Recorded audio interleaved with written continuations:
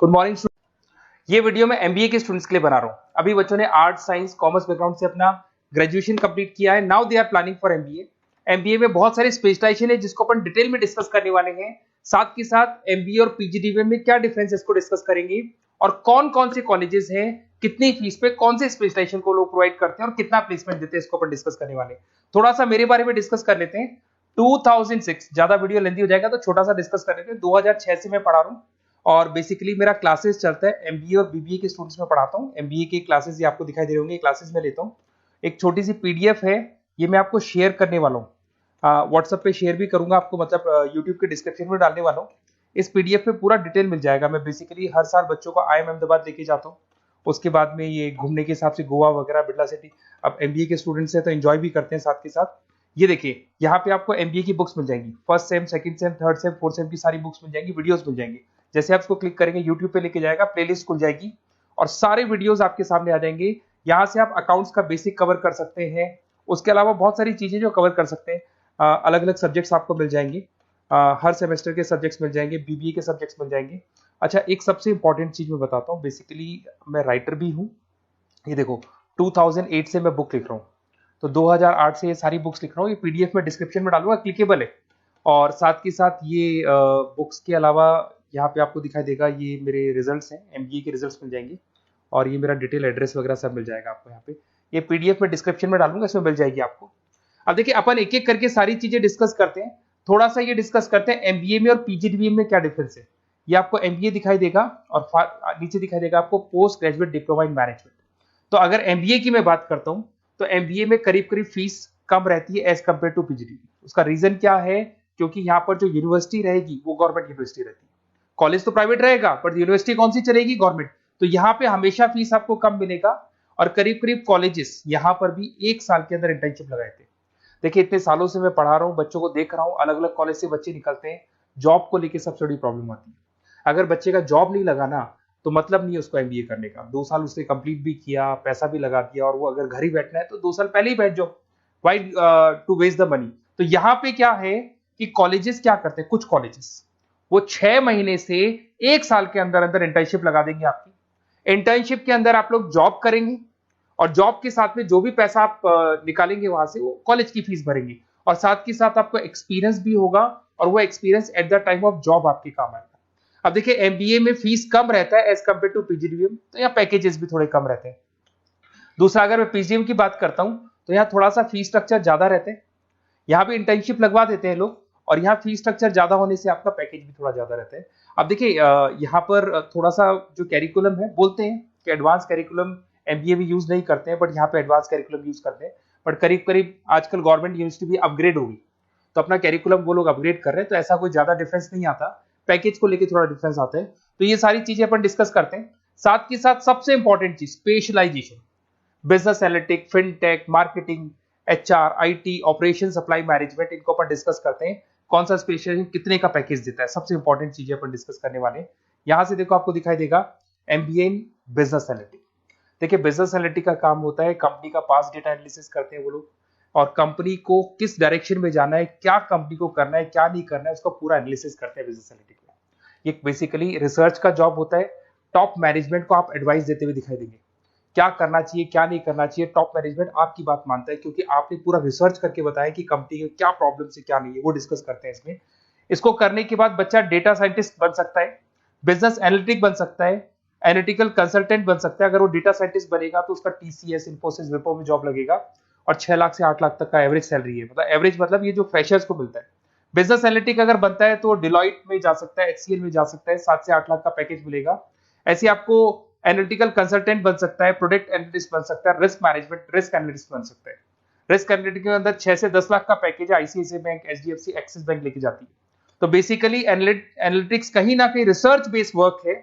दूसरा आते हैं, सबसे इंपॉर्टेंट है भैया, एमबीए इन फिनटेक बहुत ज्यादा चल रहा है। ये डिमांडिंग कोर्स है, बिजनेस एनालिटिक और फिनटेक का सबसे ज्यादा डिमांड चल रहा है। अगर मैं फिनटेक की बात करता हूं तो फिनटेक के अंदर कहीं ना कहीं आईटी और फाइनेंस को मिक्स किया जाता है। आपने कभी गूगल पे, पेटीएम, फोन पे यूज किया होगा। आप किसी को जब पैसा पे करते हो तो आपके अकाउंट से पैसा कट जाता है, सामने के अकाउंट में आ जाता है वो पैसा। पर इसका जो बैकएंड वाला पार्ट है, कैसे पैसा कटा, कहां गया, कौन सी बैंक में क्या हुआ, कौन सी बैंक से कैसे निकला, वो पूरा का पूरा जो प्रोसेस है वो फिनटेक हैंडल करता है। तो उसको फाइनेंस का नॉलेज होना जरूरी है क्योंकि वो बैंक्स के साथ डील करेगा और उनके पेमेंट गेटवे बनाता है। साथ के साथ उसको सॉफ्टवेयर डिजाइन करना आना चाहिए, गूगल पे, फोन पे, एप्लीकेशंस कैसे बनाना वो आना चाहिए। और ये बड़ा सिक्योरिटी सिस्टम का वर्क होता है और फिनटेक इसको करता है। इसके अंदर आपको जो कंपनीज मिलेंगी, पेटीएम, रेजर पे, पॉलिसी बाजार दिखाई देंगे आपको, फाइनेंशियल फिनटेक एनालिस्ट बन सकते हैं, प्रोडक्ट मैनेजर बन सकते हैं इसमें, फोन पे, क्रेडिट, यूपे कंपनीज आपको दिखाई देंगी। 8 से 10 लाख का पैकेज है। उसके बाद में फिनटेक एनालिस्ट बन सकते हो आप। ऐसे आपका रिस्क कंप्लायंसेस मैनेजर बन सकते हैं जिसके अंदर आपको ये बैंक्स दिखाई दे जाएंगी सारी की सारी। साइबर सिक्योरिटी स्पेशलिस्ट बन सकते हैं, जैसे इन्फोसिस, टीसीएल, विप्रो। तो कहीं ना कहीं फिनटेक का भी मार्केट में बहुत जबरदस्त डिमांड है और न्यूज़पेपर में भी आया था, गवर्नमेंट को जो आईटी सेक्टर के जो लोग हैं फिनटेक वालों की जरूरत है। देखो साथ के साथ आपको फाइनेंस दिखाई देगा, तो बड़ा कॉमन है, बहुत सालों से चल रहा है और बहुत इंटरेस्टिंग है। जो लोग कॉमर्स बैकग्राउंड से हैं वो लोग फाइनेंस लेते हैं। इवन आर्ट्स और साइंस वाले भी फाइनेंस में एक्सेल करते हैं।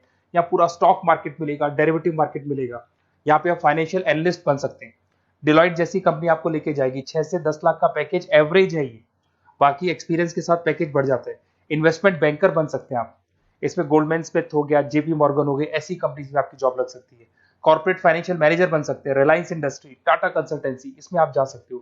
पोर्टफोलियो मैनेजर, जहां पे आप स्टॉक मार्केट में कहां पैसा लगाना है, डेरिवेटिव में कहां पैसा लगाना है, उसको एक पोर्टफोलियो डिजाइन कर रहे हो।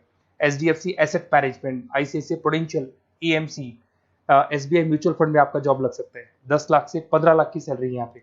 रिस्क मैनेजमेंट में आपकी जो बैंक्स है वो सारी आ गई। तो ये ऑप्शन भी है। उसके अलावा मार्केटिंग बड़ा इंटरेस्टिंग है। देखिए फाइनेंस के अंदर कहीं ना कहीं कॉन्सेप्ट सेलिंग होती है। आप म्यूचुअल फंड बेच रहे हैं, इंश्योरेंस बेच रहे हैं, तो म्यूचुअल फंड इंश्योरेंस दिखाई नहीं देता। पर अगर मार्केटिंग की बात करें तो मार्केटिंग में प्रोडक्ट सेलिंग होती है। आप किसी प्रोडक्ट को बेचेंगे ना तो प्रोडक्ट दिखाई देगा। आज एक मारुति के शोरूम में आप जाते हुए कार खरीदने के लिए डेमो लेके आते हो तो 90% तो कार बोल जाती है, जो डेमो है वो बोलेगी, 10% सेल्समैन बोलेगा और बिक जाएगी। But in case of finance concept selling होती है। भैया एक पेपर पे पूरा म्यूचुअल फंड लिखा है, इंश्योरेंस लिखा है, उसको समझाना पड़ता है। तो वहां पर वो प्रोडक्ट दिखाई नहीं दे रहा, उसको आपको समझाना पड़ेगा। But in case of marketing product selling होती है और मार्केटिंग में अच्छी जॉब्स लग सकती है। मार्केटिंग मैनेजर बन सकते हैं आप, Hindustan lever, Procter and Gamble, Tata group में ब्रांड मैनेजर बन सकते हैं। वही 7-8 लाख के आसपास का पैकेज रहता है, नेस्ले वगैरह में।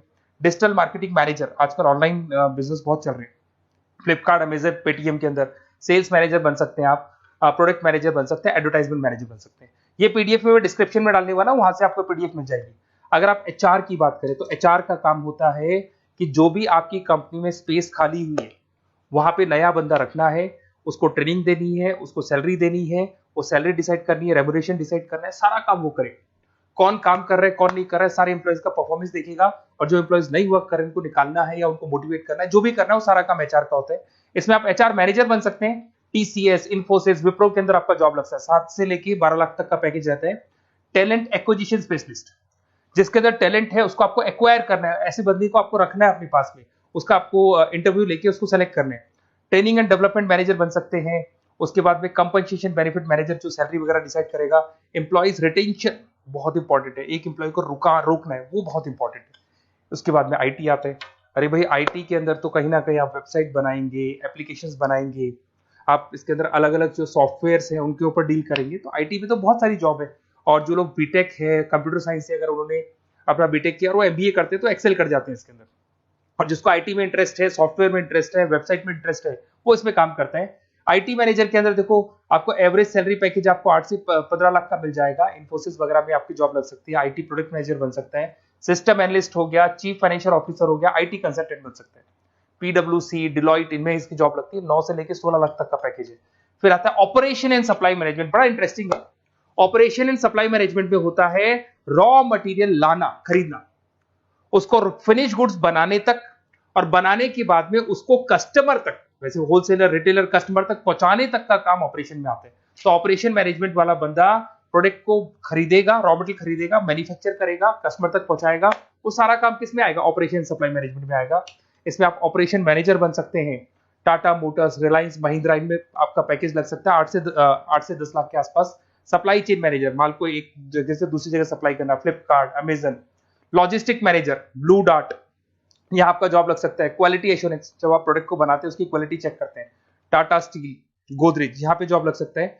इन्वेंट्री कंट्रोल मैनेजर्स, यहाँ पे आपका जॉब लग सकता है, जिसमें आप इन्वेंट्री को कंट्रोल करते हैं, स्टॉक कितना रखे, जितनी जरूरत है, ज्यादा और कम नहीं रखना चाहिए। तो ये सारी चीजें मिलेंगी आपको।